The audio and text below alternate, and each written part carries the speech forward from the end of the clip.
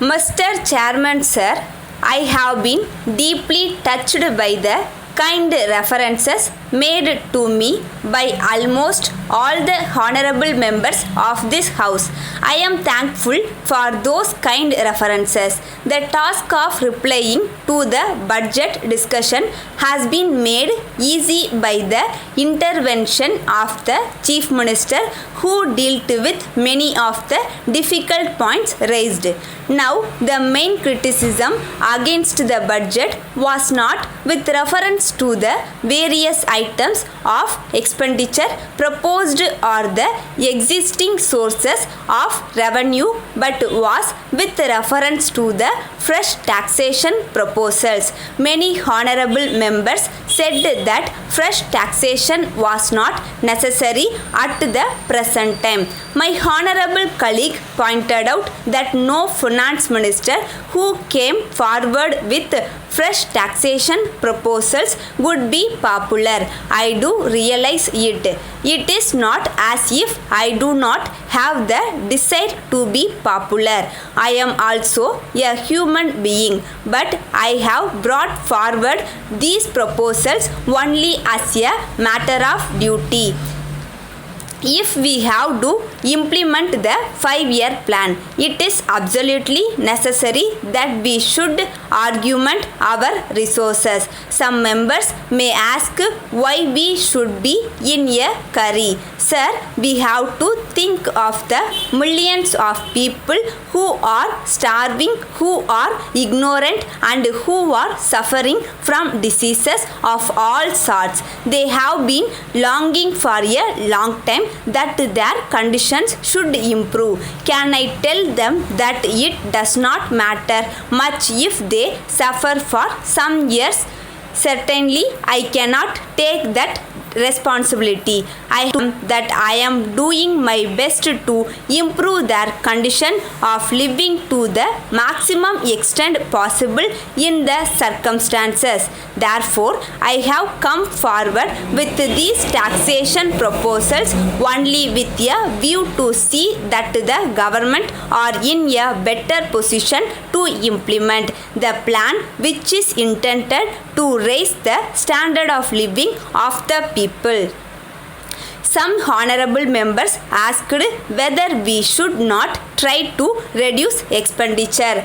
As Finance Minister, I have examined the questions whether it possible to cut down expenditure. It can be done either by reducing salaries or by retrenchment of personnel. But after examining the question in detail, I have come to the conclusion that reducing the scale of pay is not a practical proposition now. As regards retrenchment, I may tell the House that the officers in the higher category are very limited in number. After the separation of Andhra, we have combined many posts into one post. But in spite of partition, that amount of work which has to be turned out by the various heads of department has not gone down considerably. We have also to take into consideration the fact that we cannot send away persons who have been in our employ for a long time. Therefore, it is not possible to effect further retrenchment in the higher card of personnel coming to the low paid personnel. There is already acute unemployment and the position is becoming more and more difficult. If we send these persons out, we will be only adding to the number of unemployed persons. Therefore, there is not much scope for retrenchment and reduction of expenditure on that account. I now come to the vexed questions of sales tax. It is not as if the Chief Minister and other ministers are unaware of the difficulties of the merchants in the administration of the sales tax law. But in spite of that, we are unable to introduce the sink immediately because of the difficulties involved. If we introduce it, there will be a very large reduction in our revenue. We have to remember that sales tax is our main source of revenue and that it has come to stay. Therefore, we are not in a position to give it up, but we have got to evolve methods which would make the working of this measure easy and not difficult for the people who have to pay the tax.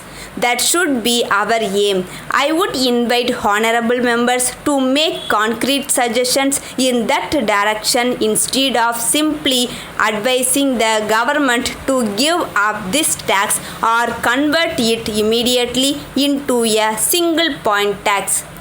This year, we have given relief in respect of certain articles because we realize the difficulties involved in collecting the sales tax with reference to those articles.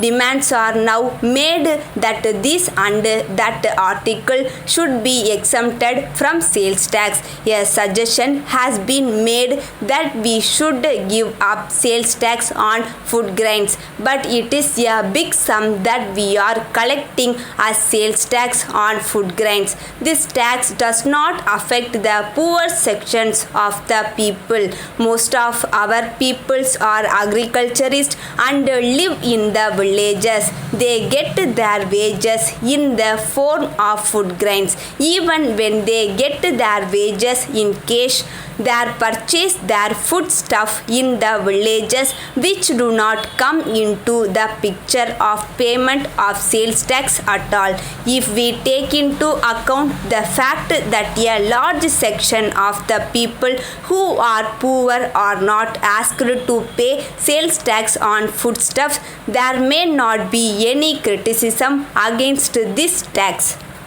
Coming to the points raised by the representatives of teachers here, I may tell them that they have done their job very well. I would only request them to have some patience if I am unable to make any spectacular announcements for giving relief to the teachers immediately. It is not because I do not wish to help them. There are certain obstacles standing in the way. Still, we have made a token provisions in the budget for giving relief to teachers. In this connection, let me tell honorable members that if I give even a slight increase in the pay of teachers in elementary schools, the gap in the budget will further widen. Therefore, it is all the more necessary for all honorable members and especially the representatives of the teachers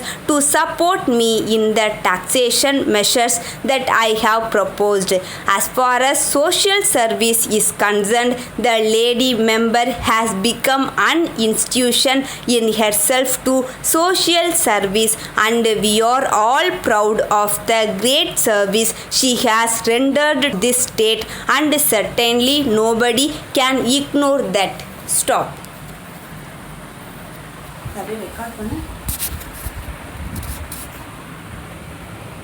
recording வந்திருக்கு எனக்கு தெரியாது password